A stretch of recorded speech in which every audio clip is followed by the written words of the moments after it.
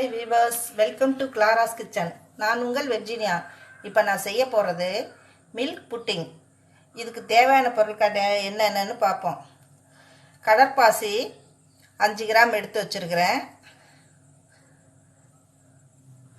பால் 300 milli, சர்க்கரை 4 table spoon, மேலே அலங்கரிக்க பாதாம் பருப்பு சிறிது, பிஸ்தா பருப்பு சிறிது வச்சிருக்கேன். பொடியாக கட் பண்ணி வச்சிருக்கிறேன். வெண்ணிலா எசன்ஸ் 5 சொட்டு. இப்போ இதை எப்படி செய்யணுங்கிறத பார்க்கலாம். இந்த கடற்பாசி டிபார்ட்மெண்டல் ஸ்டோரில் கிடைக்கும். 10 கிராமில் இருக்கும் பாக்கெட்டு. நான் இப்போ இதில் 5 கிராம் போட்டிருக்கிறேன். இப்போ இதை நம்ம பொடி பொடியாக கட் பண்ணிக்கணும்.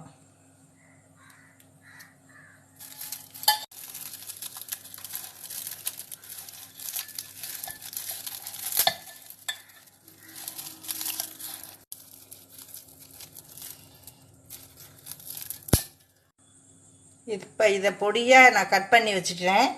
இதில் இப்போ 100 மில்லி அரை டம்ளர் தண்ணி ஊற்றி ஒரு 5 நிமிஷம் இதை ஊற வைக்கணும். நல்லா முழுகிற அளவு வச்சிங்கன்னா ஒரு 5 நிமிஷத்தில் அது நல்லா கரைஞ்சி நல்லாயிருக்கும். இது இந்த கடற்பாசி உடம்புக்கு ரொம்ப நல்லது. மில்க் புட்டிங் சாப்பிட ரொம்ப சுவையாக இருக்கும். இப்போ அடுத்தது நம்ம பாலை காய்ச்சணும். பாலை நான் அடுப்பில் வச்சுருக்கேன். இது நல்லா கொதி வந்தனையும் சர்க்கரையை போட்டு கிண்டி நம்ம இறக்கிட்டு அடுத்து என்ன பண்ணுறதுங்கிறத பார்ப்போம்.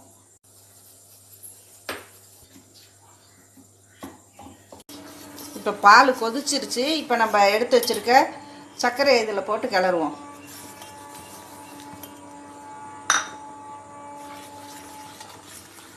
சர்க்கரை கரையிற வரைக்கும் நல்லா கிண்டணும்.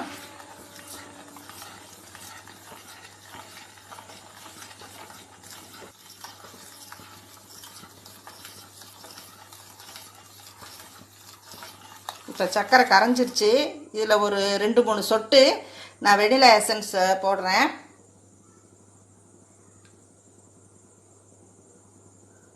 இந்த பாருங்கள், இவ்வளவு தான் போடுறேன்.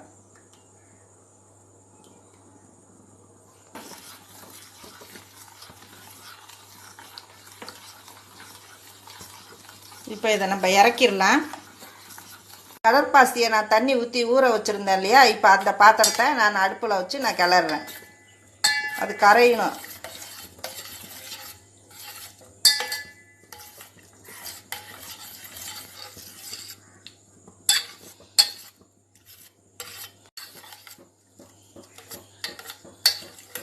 இது அடி பிடிக்காமல் நல்லா கிளறணும். கிளற அது நல்லா கரைஞ்சி நல்ல ஜெல்லு மாதிரி வரும். இது ஒரு 5 நிமிஷம் ஆகும் இது கரையிறதுக்கு. இது கரைஞ்ச பிறகு அதுக்கு பிறகு தான் நம்ம பாலை கலக்கணும். இதில் இந்த கடல் பாசி ஜெல்லு மாதிரி நல்லா கரைஞ்சிருச்சு. இப்போ நம்ம பாலை காய்ச்சின பாலை எடுத்து இதில் ஊற்றுவோம். பாலை நான் இதில் ஊற்றுறேன்.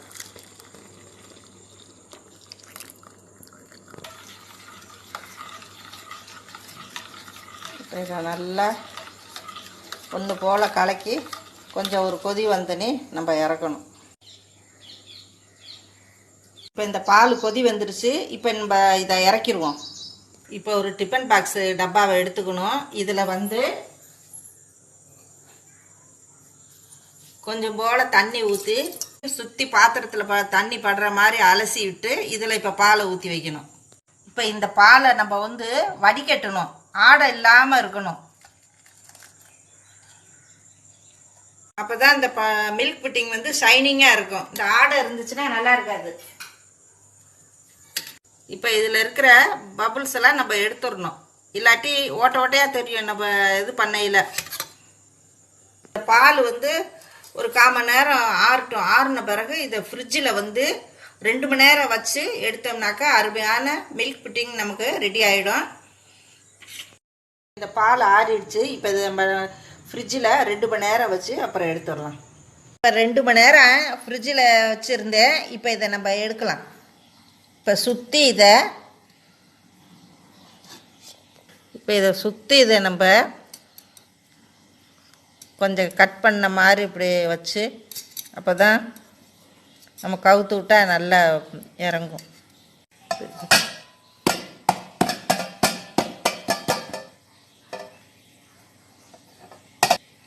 இப்போ பாருங்கள், இதை கவுத்து விட்டு வச்சேன், எப்படி அழகாக வந்திருக்கு பாருங்கள், கேக்கு மாதிரியே. இப்போ இதுக்கு மேலே நம்ம பிஸ்தா பாதாமை வைப்போம். சாப்பிட ரொம்ப சுவையாக இருக்கும் இது.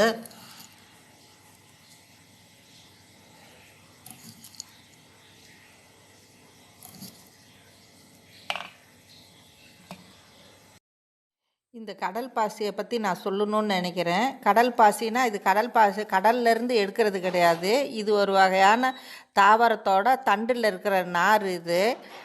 இது உடலுக்கு அவ்வளவு நல்லது. இது வெயிட் லாஸை குறைக்கும். இதில் புரோட்டீன், விட்டமின், மினரல் சத்தெல்லாம் அதிகமாக இருக்குது. அல்சரு, புற்றுநோய், காசநோய், ஆஸ்மா, வயிற்று வலி, மாதவிடாய், உடல் சீட்டை எல்லாம் தவிக்கும். எய்ட்ஸு, மூட்டு வலி, அதிக வெள்ளைப்படுத்தல், சர்க்கரை நோயையும் கட்டுப்படுத்தும். தோல் நோயையும் குணப்படுத்தும். எளிதில் தைராய்டை குணப்படுத்தும். வெயில் காலத்தில் இந்த கடல் பாசிகளை நீங்கள் நல்லா அதிகம் பயன்படுத்தினீங்கன்னா உங்களுக்கு உடல் சூட்டை குறைச்சி குளிர்ச்சியாக வச்சுருக்க உதவும். இதை நீங்கள் நல்லா பயன்படுத்தி பாருங்கள். சுவையான மில்க் புட்டிங் ரெடி ஆயிடுச்சு. நீங்களும் செஞ்சு பாருங்கள், சுவைத்து மகிழுங்கள்.